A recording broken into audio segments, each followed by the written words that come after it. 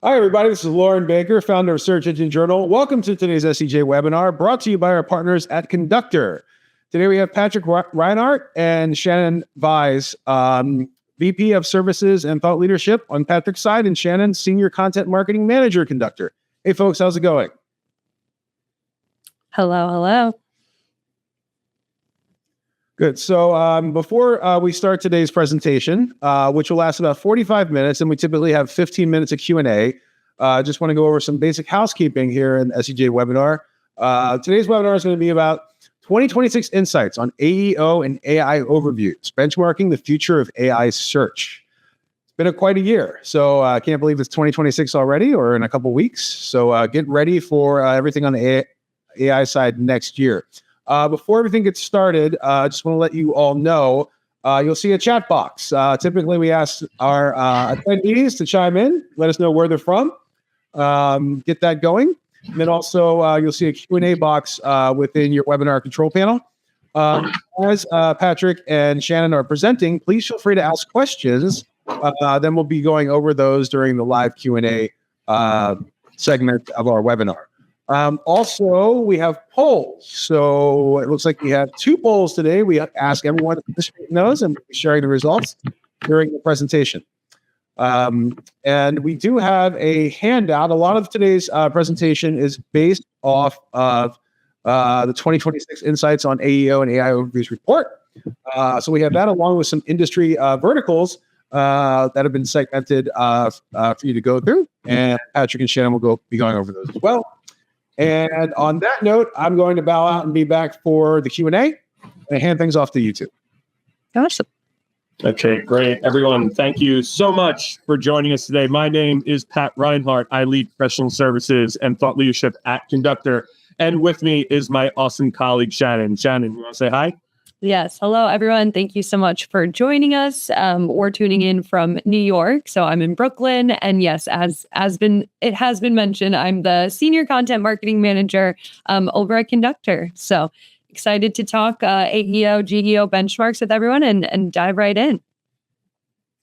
All right. So what are the new metrics and benchmarks for AI search and AIO? So AI overviews. So search has changed, again, but this time it's very significant, as I'm sure we are all well aware. The benchmarks of success are not built around keywords or rankings anymore. The new benchmarks are really about answers and whether or not your brand is showing up in them. So AIO and answer engines are now where discovery happens. So your customers are asking questions in new places, and the brands that are showing up in those AI responses are the ones that are shaping perception, trust, and also gaining market share. So the 2026 AEO and GEO benchmarks that we're walking you through today reveal kind of what this new visibility looks like and which brands are earning credibility in the age of AI search. But before we dive into the data, I would love to just take a second for a quick poll to assess the metrics that folks are using so far to assess AEO and GEO success. Great. So I've opened up the poll. Sorry, 1 second. Oh, did I open up the right one? My bad. 1 moment. Oh, good.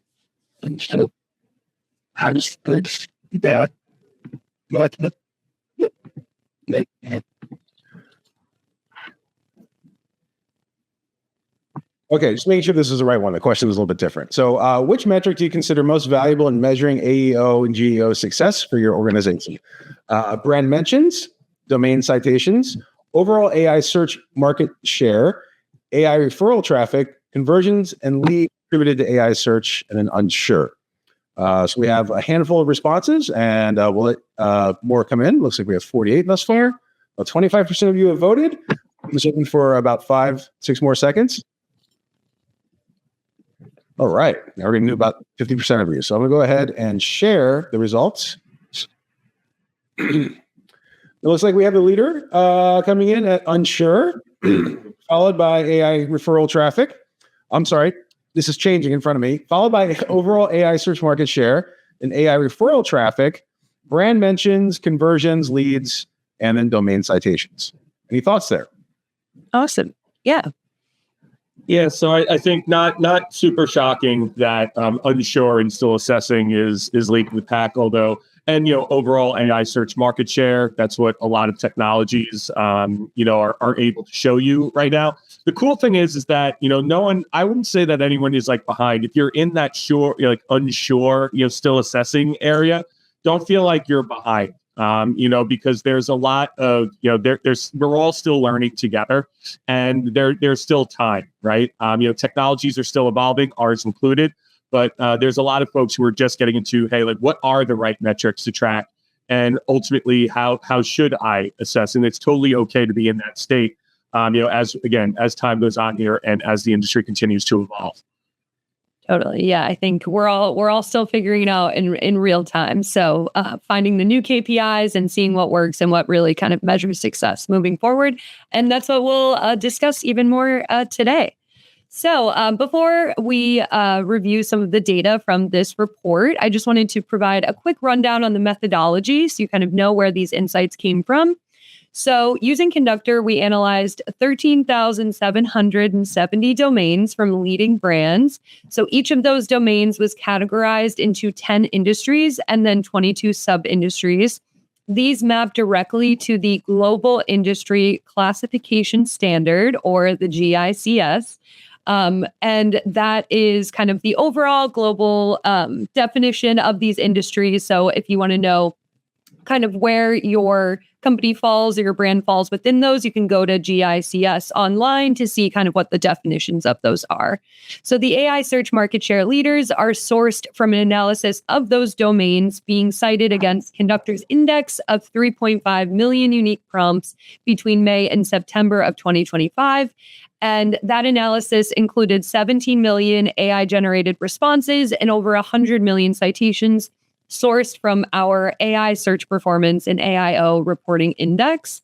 Almost done here. Sorry, I know a lot of data coming at you. So the findings on AI search traffic, organic traffic, and referral traffic by answer engine type were sourced by analyzing anonymized and aggregated traffic patterns across 1,200 of our enterprise customer domains to assess how users of answer engines are reaching these websites.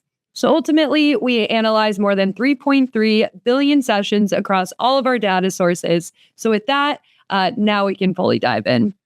So what you're looking at here is the average AI referral traffic by industry. Again, you can see some of those numbers that I just referenced. And the main insight here is that AI referral traffic accounts for around 1% of all website traffic for these 10 key industries that we analyzed. So Pat, I'll let you take it away. Yeah, it's really interesting here when you look across, and again, like as Shannon said, it's a lot of data, right? So you can have this is looking at across a ton of data. And, when you look at this, we have to remember that we live in this two-channel world right now, right? Where traditional search is still extremely, important, where Google gets 260 times the amount of volume that ChatGPT does, which is, I would say, the Google of AI search. They own about 85% of the market, which we'll show some data on that a little bit. But we all have to remember that the traffic that's actually coming from these LLMs is very small, right? It's an emerging channel right now. Now, does that mean that it will stay at 1%, for the foreseeable future? Of course not. It's going to grow. But we also have to recognize that AI isn't even necessarily a traffic game. It's really a visibility game.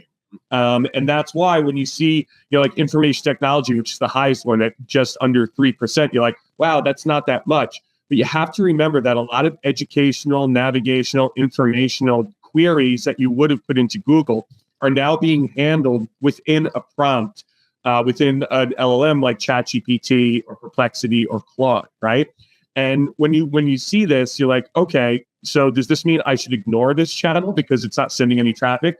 Of course not. Again, this is more about a share of voice visibility, play from the AI perspective, at least right now. But as time goes on, we will see this traffic percentage rise. But overall, like organic traffic or traffic to websites in general will probably decline over time. It'll reach a plateau at some point. There are some out there who say that websites aren't going to exist in a year. That's not true. I just simply don't believe that. Websites will be around because that's the brand to human experience. And then what's being built right now is the agent to agent layer, which is through like MCP environments and servers and things of that nature. And then, but ultimately, like this doesn't mean that this channel is not important. It just means it's emerging and it will grow exponentially over time. But again, traffic is probably not the right thing to goal yourself on moving forward. A lot of that's directional. It really does become about where are you cited, how often are you mentioned, and what do the ebbs and flows of those conversations really look like within the LLM environments.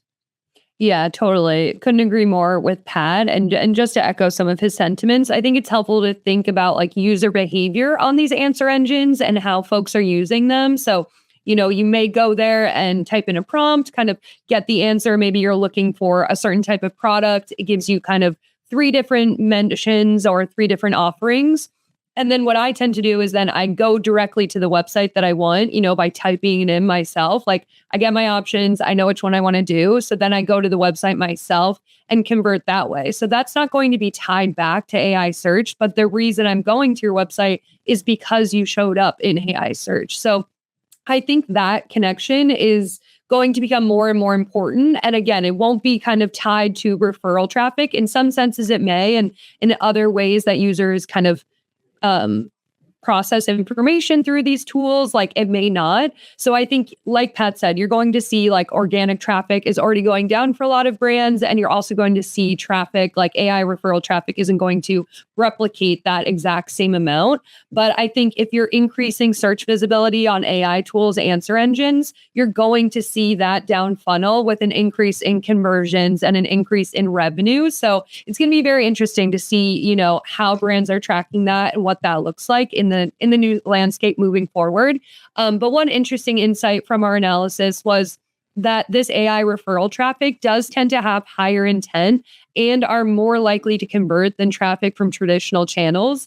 From a lot of the brands that we spoke to, they're finding this. So it is a small traffic percentage, but it is extremely valuable. Like these are folks who are ready to convert. So again, just something to keep in mind. Baby. All right, we'll keep going here. So here you have just a look at month over month AI referral traffic changes by industry. And this kind of shows some volatility, but overall, it's like a very small percentage point that we're looking at in terms of growth month over month.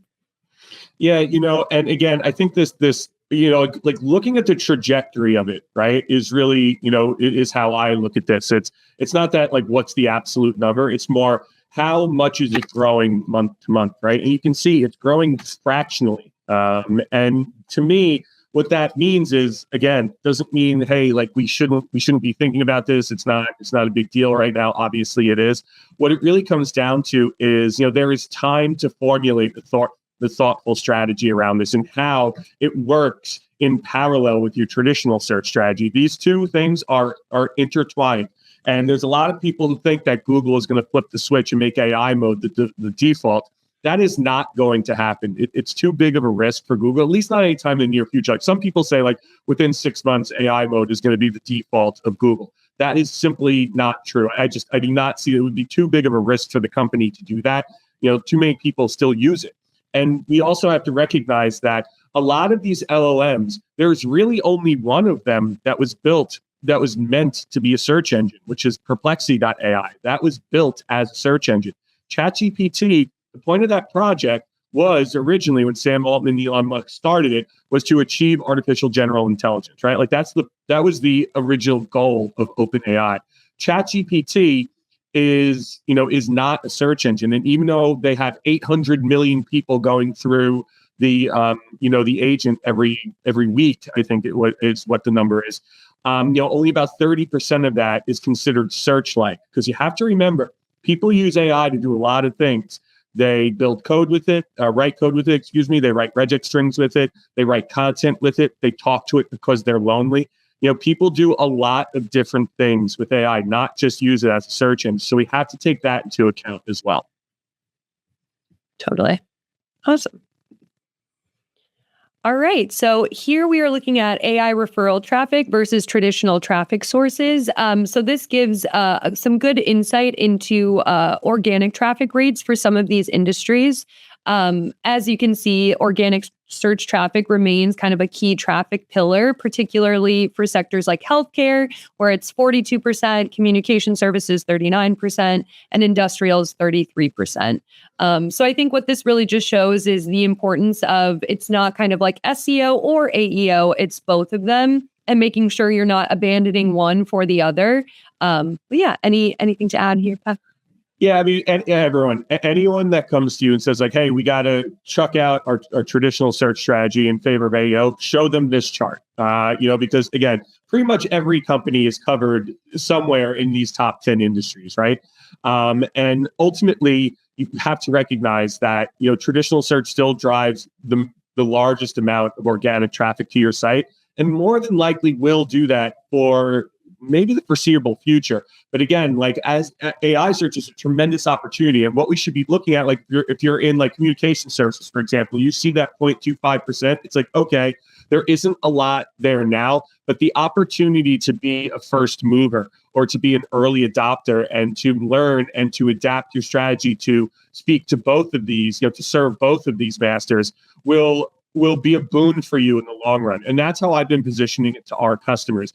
Right now, everyone is getting into it. They're figuring out what they need to do, and they're testing out and experimenting.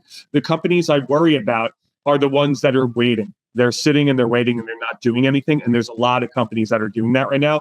Don't be one of those companies, right? Get out there, experiment, see how, understand how you're being seen in the, in the industry. There's technologies out there, depending on your price point and the type of company that you are.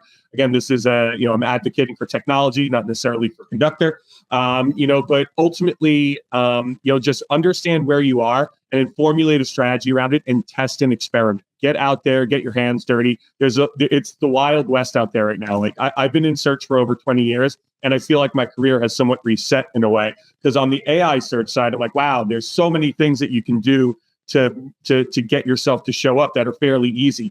That won't last, right? Like AI is only going to get smarter and only going to get better, just like Google did over time. It's a tremendous opportunity. And this chart shows that like traditional search will hold you over as this grows. But again, you're going to have both of these working in tandem for the foreseeable future. Totally. Awesome. Okay, so what does this data mean? So for 2026, as we've kind of discussed a little bit already, the question isn't how to grow AI referral traffic, it's how to grow brand visibility inside these AI experiences. So referral traffic data is simply a signal of where discovery is shifting, but it shouldn't be the goal itself. So AI hasn't replaced search, it's really replaced your website in a lot of ways as that first touch point. The brands that are showing up in these AI answers today are, again, kind of shaping that new customer journey. And the journey doesn't necessarily start with a click anymore. It starts and can even end inside an AI-generated answer. So again, thinking about that user experience of how folks are using AI and how they're, necessarily getting to an endpoint, whether that's the website or they get their answer within the answer engine itself, based on, maybe it's a citation to your content, maybe it's a brand mention of one of your products. So, we do have to kind of move into this space of moving away from some of the core metrics that we've used as proof points or measurable elements of like SEO success. But as I mentioned before, I think brands who are successful, who are seeing an increase in brand mentions and domain citations in answer engines, are going to see that translate to an increase in conversions and revenue. So, the AI referral traffic might not be the bridge between those two if folks are, kind of getting their answer and then going into a new tab and going directly to your website. So you may see an increase in direct traffic, which could be a sign that your increased AI search visibility is driving folks to directly enter in your domain and go that way. So really just can't mention how important it is that your brand is really visible in these new spaces, because you're not just going to be missing out on traffic, you're going to become absent from the modern customer journey. Yeah. And, like when it comes to traffic, it's about getting the right traffic, right? Because a lot of people are obsessed with traffic. Like, oh, no, my traffic went down. It's like, okay, like I totally understand that. But like we have to remember that you want to get the right traffic to your site, because like traffic that comes in window shops or doesn't call you it doesn't necessarily matter like to the bottom line of the business. Because what do you want? You want people to come and convert on your site. And would you trade would you trade a more qualified buyer, for someone that's just going to come in and read an article and then leave and not interact with your brand? I would think most businesses would take the former, right? Someone that's going to come in, spend money, call you via lead. And I think that's where a big shift is going to happen, that a lot of that informational navigational traffic that people are getting to their blog or, their article repository, on their site, that's what's going to go away. And then what you're going to see here is that people are going to be so ready to buy that and what a lot of people do right now is that they find someone in ChatGPT, and then what do? They figure out what they're going to do, and then they go back and they Google it, or they go directly to your site. Right? Like that's behavior that has been seen. And I see myself doing it too. So we have to recognize that search behavior is changing here too, but that traffic isn't everything, right? It's about being there when the question is asked, or when the customer has a question, and then having the answer. Even if you don't get the click then, they more than likely will come back later and at least interact with you if they're an educated buyer, which AI will help accelerate more than. Yeah, and just speaking transparently, like for Conductor, like managing, kind of looking at our analytics and our data from a content performance perspective, like we have seen organic traffic go down like significantly, I would say, over the last like 6 to 9 months related to AI. But we've kind of had a renewed focus on really increasing AI search visibility overall. And so we haven't seen a dip in our conversions or our pipeline generation attributed to content. And that's because we're super focused on increasing visibility in AI search. So just like Pat was saying, it's about kind of the quality of folks, and it's not the quantity, which I think is a huge education that is needed for leadership. So if you're not already having those conversations with your leaders, with your stakeholders, it's very important to start doing that now, so you can really have the right KPIs next year and be able to get the investments that you need and prove success in kind of these new different frameworks. Yeah.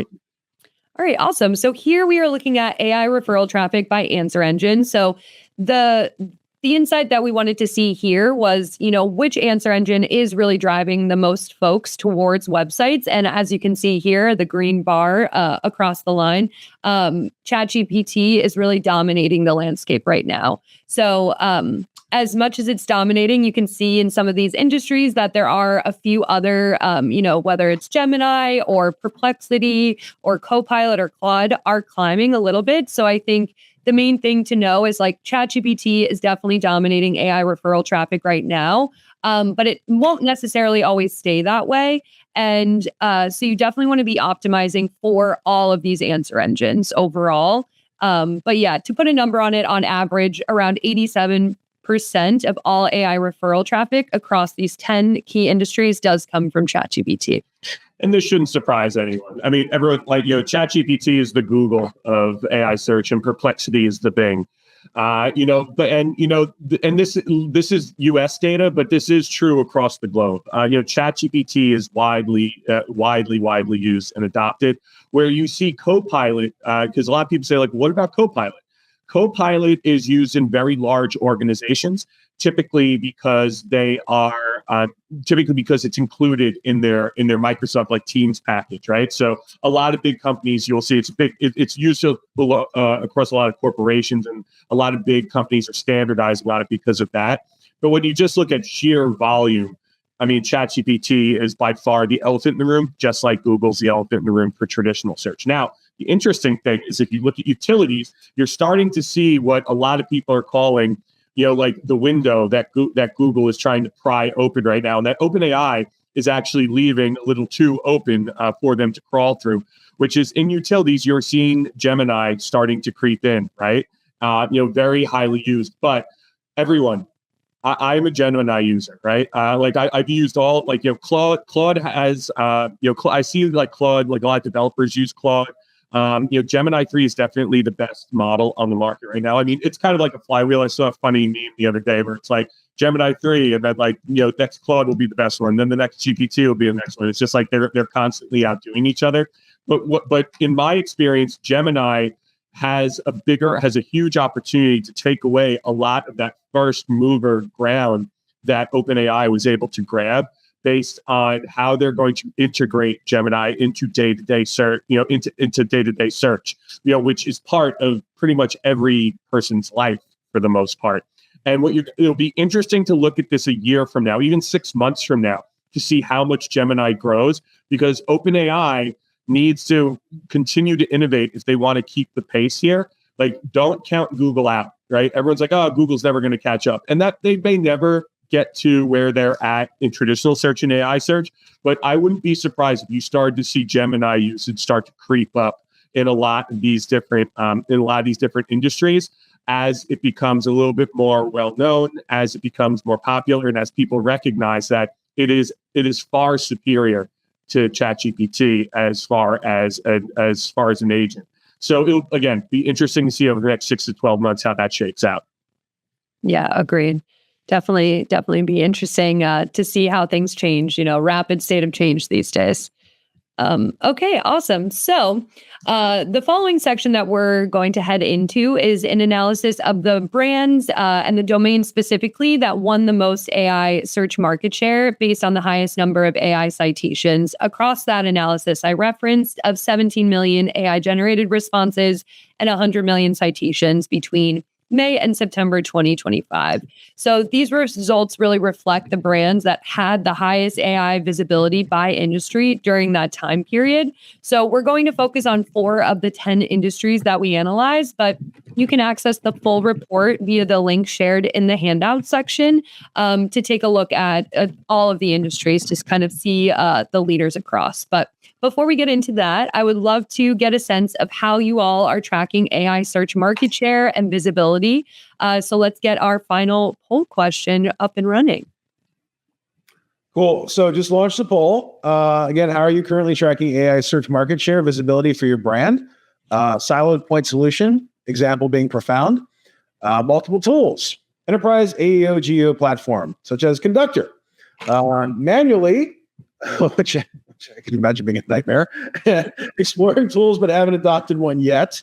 So really in the discovery phase and not currently tracking at all. Looks like we've had about a quarter of our attendees respond and answer the poll thus far. Give you a couple more seconds to get closer to 100%. All right, going to do a countdown now. 5, 4, 3, 2, 1. We're close. Okay. Here are the results. 43% are utilizing multiple tools. 35% are not currently tracking. Sorry, that's 22%. 24% are exploring tools but haven't adopted yet. So definitely in the discovery phase. 17% enterprise AEO GEO platforms, just Conductor. Multiple tools, and then we have manually at 7% and a siloed point solution, so just Profound at 3%. Any thoughts here?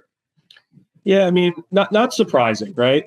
Again, like we are in a learning phase right now. People are going to test things out, as you should, by the way, right? Like you should test things out. You should see what's out there and see how people have vastly different methodologies. The one thing I will say, like as you are doing this, make sure you understand how the data is being collected, right? Number one, make sure that they are not scraping, results, because that data is super low fidelity, breaks, and is highly inaccurate. If someone is scraping an agent's result type or answer. The other one is there's a lot of technologies out there that are taking third-party data from like web apps and plugins, in like browser extensions and things like that. That's kind of shady, and like, again, probably somewhat inaccurate. So again, and, make sure that, when you're working with someone that they are, directly connected to the source. Like, again, I work for Conductor, and that's not a secret here, right? Like we are one of the largest ingestors of OpenAI's data for this type of data. And, like we connect directly to the API. Is it more expensive for us? Yes. But is the data super high fidelity? Yes. The other reason we do that is because we want to see that if someone mentions your brand or cites your brand within another agent that uses OpenAI's API, we will see it and the other technology wouldn't, right? Because they're scraping and they're only seeing ChatGPT as the agent. So that's something to think about as more and more agents are built, as which is very easy. And more people will build more agents to do more things. You want to have that holistic view, and you want high fidelity data. So again, go out and try things, right? Like you absolutely should do that. Go out and test out. But just make sure you understand where the data is coming from, and also the methodology of how they choose prompts to track. Yeah, couldn't agree more. It's like AI search is the buzzword. It's like the hot new topic. So, you've seen a lot of, brand new startups drop this year, a lot of brand new AI visibility tools. So just couldn't echo kind of Pat's comments enough. Find what is like the best tool or platform for your needs, and also provides the best data. We just did a survey of, digital leaders, and their biggest pain point with current AEO, GEO technology that they're using is the data quality. They aren't sure it's reliable. They're questioning the validity of it. So, really just push through those demos and really make sure you know what you're signing yourself up for and where that data is coming from. Yep. All right. So with that, let's dive into AI search market share leaders. All right. So up first here, we have communication services industry. And here we're looking at across all four of the industries we're about to review are the domain citation AI market share leaders. So these are the folks who are having their domain cited most frequently during that analysis that we ran. So the top 5 here are YouTube, Reddit, Google, Investopedia, and Reuters. Yeah, and I mean, everyone, YouTube, showing up when video shows up. I think across all OMs, it's like 23% of the time or 25% of the time YouTube shows up. Like Google-owned properties are still going to show up and be cited highly. Everyone puts their video on YouTube. This should not surprise anyone. Reddit being here should not surprise anybody. Especially in this space. But, as you go along here, you're seeing a lot. What are you seeing? You're seeing a lot of very large sites, in communications. So again, I think that there is, there's a high correlation to things that do well in traditional search and things that are cited and mentioned in AI search. Will that correlation stay as close as it is, into the future? I don't know the answer to that. But right now, as we go through this, like you're going to see YouTube show up, from a video standpoint. You're going to see Reddit show up pretty much everywhere, in some way, shape, or form. Just because it's real people having real conversations about your brand, and it's going to be a lot of folks that have high amounts of educational, content, because that's like at the heart of it. That's what AI is trying to do, trying to answer your question. Yeah, totally. And also just an important call out with YouTube.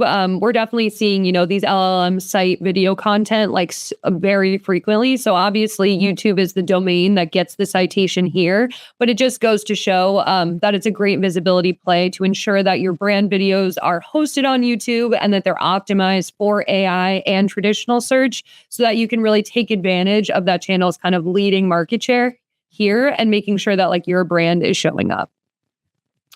Awesome. All right, let's keep going. And again, we're going to leave a solid 15 minutes at least for Q&A at the end. So we will be getting to all of your questions. Don't worry. All right. So up next here, we have the consumer discretionary industry.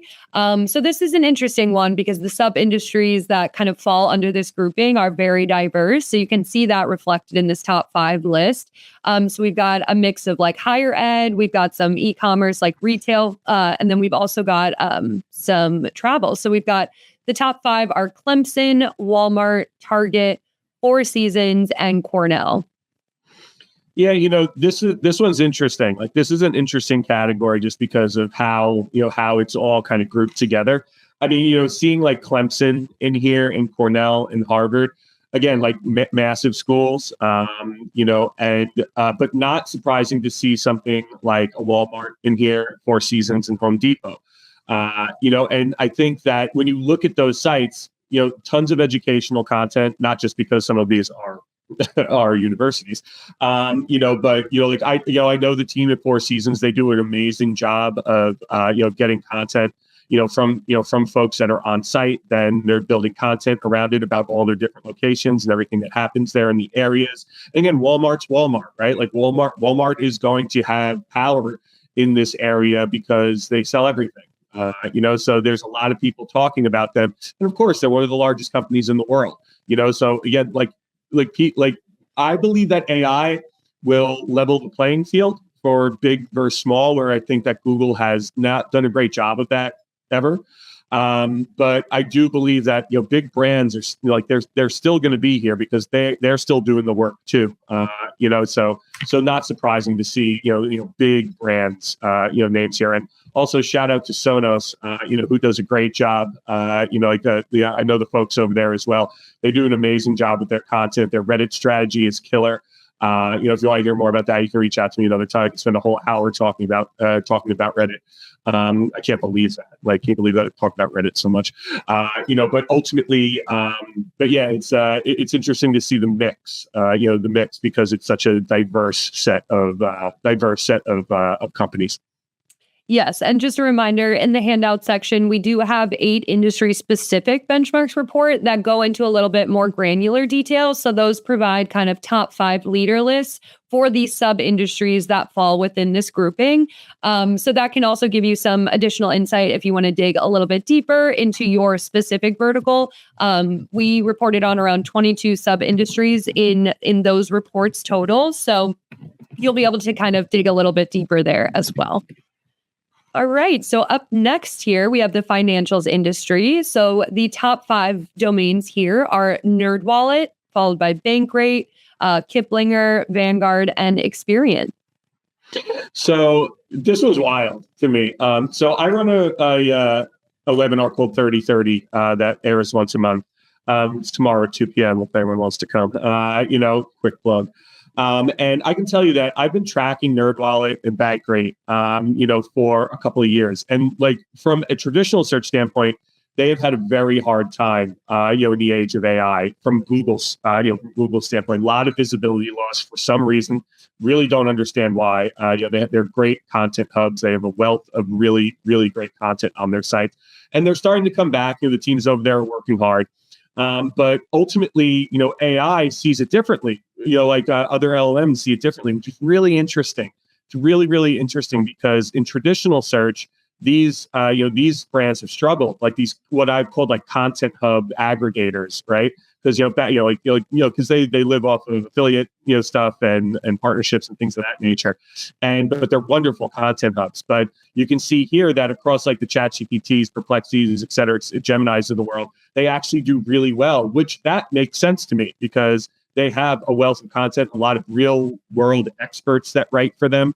So it'll be interesting to see again over the next 6 to 12 months how some of these brands that have struggled since AI overviews rolled out and Google started to really use AI to manage the algorithm from a traditional standpoint, if those two things will start to even out over time, or if they'll continue to struggle in traditional search. I don't know the answer to that yet, but also not surprising to see financial institutions here like BlackRock, Fidelity, Vanguard, Prudential, T. Rowe Price, a lot of these, H&R Block. One trend that we did see over the last couple of years in banking financials is that, Google and LLMs do favor the actual financial institution most of the time. If you're asking a question, they will bring up the aggregators, like the NerdWallets and Bankrate of the world, which I think is totally fine. But more often than not, the actual financial institutions, will be cited and mentioned and ranked for these types of terms, so that the user is not going to a site that will just send you to the financial institution. So that's been an interesting development, I would say, over the last couple of years. Great. Awesome. All right, let's take a look at our final industry here. So we have the healthcare industry, and the top 5 domains by AI citation market share here are Mayo Clinic, Cleveland Clinic, Healthline, GoodRx, and WebMD. So no surprises here, everyone, right? Mayo Clinic, Cleveland Clinic, Healthline, GoodRx. I'm surprised WebMD is actually so far down. Again, another site that has been struggling traditionally, but still, again, does very well. Massive site, like a lot of great content on that site. But again, you're also starting to see you're starting to see hospital systems, creep into here. ACG Healthcare, LabCorp, they run a very clean program over there. And again, but not surprising that Mayo Clinic is in the lead. Mayo Clinic has always been has always been a mainstay, for this type of content, in the healthcare industry. And, really those 5 sites at the front, they've been duking it out for years, and so it's not surprising to see it translate into the AI search world. And I imagine we will continue to see those 5, in those spots, maybe trading a place or two. But I think, Mayo Clinic, Cleveland Clinic, and Healthline especially, they've held their strength, in this transition. Totally. And also what these insights can also help provide you with is, different domains to look at and see what are their content strategies, like what are they doing that's different from other brands. Obviously, they have a lot of domain authority that they are leveraging, but it also can be a sign that what they're doing with their content strategies, like a lot of the brands listed here have super in-depth, very thorough kind of content libraries that address a wide range of topics, diseases, all of these different things, so that their content can be cited way more often. So definitely something to keep in mind. If you see a competitor on this list, definitely warrants going to their website, exploring kind of what content they're producing, how often, and what that content looks like. All right. Okay. So AI overviews, and then we'll provide some insights here, and then we'll open it up for our Q&A. So despite the rise of AI answer engines, billions of daily searches still are taking place on the world's most popular traditional search engine, which is Google. However, AI disruption has come from the search surface as well with AI overview results. So these are those AI-generated summaries that appear at the top of some Google search results pages, and they're appearing more and more for searches every single day. So users are getting their answers directly from AIO results rather than scrolling further to see, the standard top ranking content on page 1. So, as a result, as you all know, it's very essential for brands to be optimizing their site and their content to increase the chances of winning these result types. So for this data, we analyzed AIO data in the US over a 4-week period from mid-September to mid-October 2025 to get a sense of how AI search is impacting Google's search experience. We analyzed approximately 22 million unique Google searches from Conductor's traditional search index, and of those searches, nearly 5.5 million resulted in an AIO answer. So let's dive right in. So here you can see that the visibility of AIO results across different industries varies pretty greatly. Overall, AIO results showed up again. Of those 22 million, 5.5 are generating an AIO result. So overall, 25% of search queries are resulting in an AIO result type. So just something super important to keep in mind when creating content, optimizing content, that you're doing so for this result type. And as you can see, the industries with the highest percentage of AIO results were healthcare at 48.7%, financials 25.7%, and then utilities at 25.4%. Don't you all find this hysterical that, of all the terms that I thought that AI would touch last, especially in AIO reviews, especially for Google, which has a policy of your money or your life, which, anyone who doesn't know what that means, is Google highly scrutinizes ranking content for anything that can impact your financial, your physical well-being. You'll hear it called YMYL, your money, your life, yada, yada, yada. And the two areas that have the most AI influence are healthcare and financials. I just find that hysterical. It's such a Google thing to do.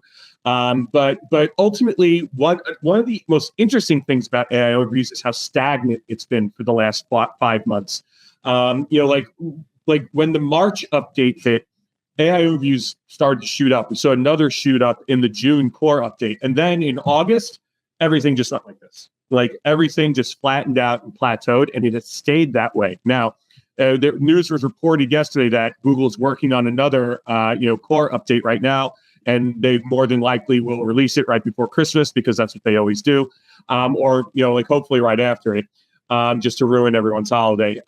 And I'll be interested to see if AI reviews grow or if they stay the same, because they were on a really huge upward trajectory. They went from showing 5% of the time to 25% of the time fairly quickly, and then they just stopped. So it'll be interesting to see if Google's just taking a breath or if they have found an equilibrium where, like these are the right terms for it to show up on. And I like the AI overview experience, honestly. Like I have no issue with it. A lot of people hate it, but I think it's fine. But it'll be interesting to see if it continues to grow or if it stays the same.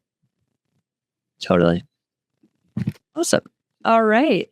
So we've got one final chart here before we dive into Q&A. So in our analysis, we also broke down the frequency of AEO results based on page type across all 10 of the analyzed industries. Specifically, we were looking to see what type of content, is it blogs, video, Wikipedia pages, product pages, were cited most often in AEO. So we found that these were the 5 page types that were cited the most, which was starting with blog content. Next is video content, article content, news content, and then product pages. I would say that this tracks with what we know about AEO. Generally, AEO tends to be leveraged to break down complex informational topics into more digestible summaries. So it makes sense that longer form content like blogs or articles, as well as videos, would be summarized in an AI overview. Yeah, this isn't surprising, right? It's educational, informational. This should not surprise anyone that's where most of them are showing up, because that's kind of their baseline purpose, right? Is to answer the question. Totally. All right. Awesome. So that brings us to our Q&A. Absolutely. We have a lot of questions that came in during this presentation today. So thanks to both of you. A lot of great information. Real quick, though, we had a couple of questions come in about industries. So did your report look at nonprofits and legal? And if so, where would they be classified? Yes, I know legal is included. I believe that falls under either consumer. I believe it might be consumer discretionary. Again, I did drop in the chat a link to the GICS kind of like main page, and that actually provides a spreadsheet that you can download, and it lists out like every single sub-industry across all of the industries that they have kind of categorized. So that way you can kind of map to see which one aligns best with your sector, your industry, or your vertical. Awesome. So let's get into the nitty gritty. Nancy asks, what our clients care about the most is conversion, leads, which come from web traffic, phone calls, sales calls, etc. And how will visibility positively influence conversions? Yeah, like in AI, it's a brand building exercise, everyone, right? And if you like, visibility will show your brand more, right? And when people see your brand, they are more than likely to come directly to your website, go back and Google something about your website, or just call you. To me, that's really what it comes down to. It's not necessarily about the click, because no one clicks on citations. We can see that in the data, but it really is. It's kind of like a brand war and a PR war out there. I think there was a great comment before. There's too many to look through, but someone said it's really like it's like a PR game. This isn't about domain authority. This isn't about like building backlinks to your site. In my opinion, now there's some people who will argue that. And that's fair. But I don't think that's what it's about. This is a brand exercise, right? This is brand marketing and diversifying media types, creating, like if you create an article, make a short form video talking about the main point, go have a conversation about it on Reddit, go answer a question on Quora, go post that video on Reels, and TikTok, all that stuff. Wherever it makes sense for you to answer the question, like where it makes sense for your brand, which is not everywhere. Not every brand should go onto Reddit. Not every brand is going to go on TikTok. But I think the visibility of where your customers are, even if it doesn't result in a click, it is them knowing that you exist and that you have answered that question. If you answer that question, people are 86% more likely to buy from you or interact with your brand. So even if it's just that, if they see you, they will more than likely come back at some point, even if it's right after, even if it's a week later, to come back to your site directly. They'll Google you, they'll find you again. Mm-hmm. Yeah, I think it's important to think about AI search visibility in the context of like the customer journey and like the marketing funnel. And in a lot of ways, it is like flattening that in some senses.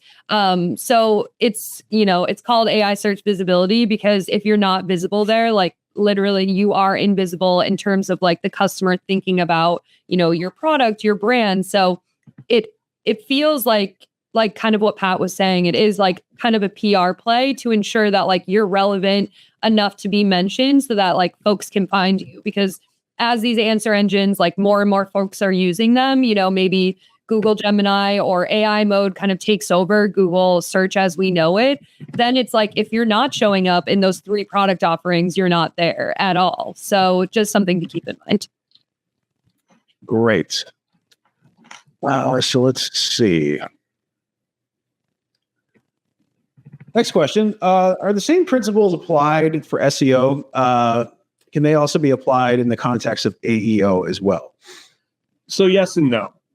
So a lot of what you do for AEO, GEO, whatever acronym you want to use, it's dealer's choice. But yeah, like a lot of what you do for SEO will impact your AEO campaign, but they're measured differently. I think that and it's a different scale, right? So let me explain my point of view on it. I've been in SEO for 22 years, and what do we do? We care about building high quality content that answers people's questions. We care about technical health. Links are in there. I have a varied opinion on links, which we won't get into, and how people acquire them. But let's just say it's digital PR is important. And those are like kind of the big pillars, right? Like you could probably squeeze everything into that, right? In AEO, what's important? High quality content that answers people's questions, a solid technical foundation, but with a high focus on accessibility, even more so than in the traditional search side. You have to make sure that that AI bots can get into your site often, because you want them constantly pinging your site. Again, AI bots work differently than like a website, than a search engine crawler. And then from an authority standpoint, it's really about what we just talked about. It's about building your brand up across multiple platforms. But guess what? If you do that, that will not only help you in AI search, that will also help you in SEO, because that's largely what we've all been doing over the last 30 years, which is building our brand. It's a brand building exercise, but there's just a few different flavors. Like SEO, I would say you're probably focusing a little bit more on domain authority, where in AI you're focusing a little bit more on on scale. And on brand building across multiple platforms. But either way, if you do all of those things, you will do better in both. And that's just the way that I see it. And I've seen it in practice with all of our customers. I'm very lucky. I get to talk to hundreds of brands, across every vertical you can think of every single year. And the common thread between all the campaigns that are successful is, one, they're mechanical. They have a process around organic search. And 2, they pay attention to the industry and they ebb and flow with what changes. And a lot of that, diversification of media across multiple different platforms, people have been doing that for years. And those are the folks that do the best. Great. Next question. It's a long one from Donnie. Do these stats that you shared, you had, when comparing the AI engines, we looked at Gemini alone, but does these stats take into account Google's ecosystem of AI overviews, AI mode, and Gemini proper, with Gemini being integrated across Android phones and being used for other resources as well? So basically, when you're looking at Gemini, do you also look at all Google AI or just Gemini alone? Great question. So the data that we're specifically referencing here, which is the answer engine by traffic, by different answer engine types, this was Gemini exclusively. And the reason for that is because of the way analytics is currently grouped right now. AI mode and AI overviews traffic actually get bucketed together, and they're bucketed within a group so that you can't kind of like split those apart. So that is why in Google Analytics right now, I'm sure they're working on it, on trying to resolve that issue. But for right now, we weren't able to report on that. So that is Gemini exclusive. Gotcha. Great. Next question that comes in from Sally. Oh, sorry. What's your most favorite and reliable source to stay on top of these changes? How are you guys staying on top of all these changes across them? Oh man. You want to take it? You want to go first, Shannon? I know. I'm just like, I took a deep breath. I'm like, oh man. Well, I would say Search Engine Journal. I subscribe to their newsletter. I am always checking out their website. Great news site, not just because they're hosting this webinar. I really do rely on them for a lot of like the latest news and the latest insights. I also subscribe to a few different newsletters from, content marketing leaders, as well as kind of like AI search leaders, like Aleda Solis is great. But yeah, those are just the ones off the top of my head. What about you, Pat? Yeah, so I'm a huge nerd and about the industry. I always have been. So like like the mainstays, Search Engine Journal, Search Engine Roundtable, Search Engine Land. I'm an avid reader of Wired because I'm interested in the business of AI as well. But they also talk about search quite a bit. Wall Street Journal actually, talks about this all the time. And then a lot of it for me is LinkedIn. I'm friends with a lot of folks that talk about this around the industry, but listening to folks like Eli Schwartz and Lily Ray, Will Reynolds, it's just great being part of those conversations. I feel very, very lucky. And also I have my own private genius who works at Conductor, which is our chief product officer, Wei Zhang. And she is just an unbelievable powerhouse of knowledge. Every time I talk to her or listen to her, I learn something new every day. And we have a Slack channel called Search Geeks.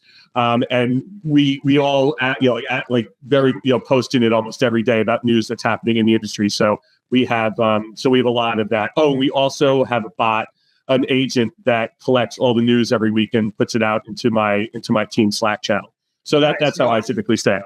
Nice. I'm a big fan of the Slack bots as well. And I'm going to age myself. I still check Tech Meme every morning. Oh, yeah. Yeah. All right, Lauren, I'm with you. So next question is, do you have any guidance on putting out press releases and syndicated content to obtain more brand mentions? Yeah, I think press releases are, I think like before they were kind of like nice to have, or like, are they really necessary? I think they are helpful from like an AI search perspective. I know from like a Conductor lens, like we have started doing them. Like there was a portion of time where we were kind of like, are they really worth it? And now we're picking them back up. It's a great way to get, other publishers talking about your brand, referencing you in sources, and just another way to, increase that authority, and also making sure, if you're putting out a significant piece of like first party research or original data, that it's getting picked up and that you're getting those references, and you can really become that authoritative source. But these are just my initial thoughts. What about you, Pat? Yeah, no, I agree with you. I mean, for like press releases, if someone is asking about what the press release is about, it's like you want to be there, right? And you'll get mentioned, But I agree with everything you said, Shannon. I don't have much to add. Great. Next question is, how can organizations guarantee data privacy when training large AI models that rely on massive data sets? What comes to mind here from a data privacy perspective is anything from taking a data dump from Google Analytics and putting it into ChatGPT to get more information from it, to even more private data that you may have, like a Shopify export or something like that. So this is so Conductor mainly works with enterprise level businesses. So security is like top level for us, like SOC 2 compliance, like all that stuff and beyond. One thing you have to think about is let's talk about for like the broader audience, right? Like what version of ChatGPT do you use? Let's use ChatGPT as an example. Do you use the free version, or do you use like a pro version or a paid version? The free version is going to use whatever you put in to train their model. Whereas a pro version does not typically train the model, and that's true of all the LLMs. Like if you pay for an LLM subscription, they're typically not training their models on it. The other piece of this is it depends on what technology you use, right? So, for example, if you're using something that's on the cheaper side, they may be using your data to train their internal model. And you have to make sure that when you sign up, read that and make sure, because you could put information about your company into a model and then it gets trained, and then all of a sudden someone can query it and it can come back to you. Like a lot of companies don't take those steps. The larger companies do, but there are a lot of technologies out there that are just vibe coding a UI and connecting to something, and they have no security whatsoever. For us, using us as an example, like if you're a Conductor customer, let's say you're using our writing assistant, you can put all of your brand guidelines, all of your brand information there, so that when you generate an article, it sounds like someone from your organization, because it has all that information in it. We do not use any of that to train our model, right? Like, we do not use any of that. And again, that comes back to, the high level of security scrutiny that we are held to. But make sure that, depending on how comfortable you are with that, which I assume everyone is not, you really don't want any of your proprietary data being used to train another model. So make sure that you, whatever you're paying for, certainly don't use the free model and put stuff in there unless it's publicly available knowledge. But if you have something proprietary, make sure that before you put it into a model and ask it to analyze it, that they have the proper security protocols in place. Gotcha. Great advice. Thank you very much for that. We're almost out of time, but I'm going to share this last question. Should you use LLMs.txt on your website for AI crawlers? I mean, I think everyone should just do it because it's going to be an adopted protocol by next year. But right now, if you put LLMs.txt on your site, it will not do anything for you unless you have an internal agent that it can help understand what parts of the site someone might be asking about. But right now, from a search perspective, there is no data out there proving that this helps in any way, shape, or form. Again, because it is a suggested protocol. It is not an adopted protocol yet. But you can put one on your site. They're very easy to generate, and you'll be ahead of the game. That's how I position it to customers. Like, it's not going to hurt you. It can only help, but it's probably not going to do anything measurable or anything at all until it becomes an adopted protocol. Yeah, and we do have it on our conductor.com website. So yeah, not going to hurt you. And Google Developer Hub launched it on their website this week. And after a quick, I can't remember which social media thread it was. It was Threads or Twitter X or something like that. John Mueller replied, I think, with a and then suddenly it was down to add more mystery but your point being, it's not going to hurt, right? Yeah, it's not going to hurt anything. Go for it if you want to. You'll be ahead of the game, if anything, because eventually it will do something. Awesome. Well, Pat and Shannon, thank you so much for the presentation today and for answering some of these questions in our live Q&A. Our Q&A could go on for another hour. We've had a lot of different questions come in. Just to let our attendees know, if you did ask, we're going to send these over to Pat and Shannon if you guys have the time. We'll get some answers together and send them out to all of our registrants and attendees, along with a link to the slide share for today's presentation and the video as well.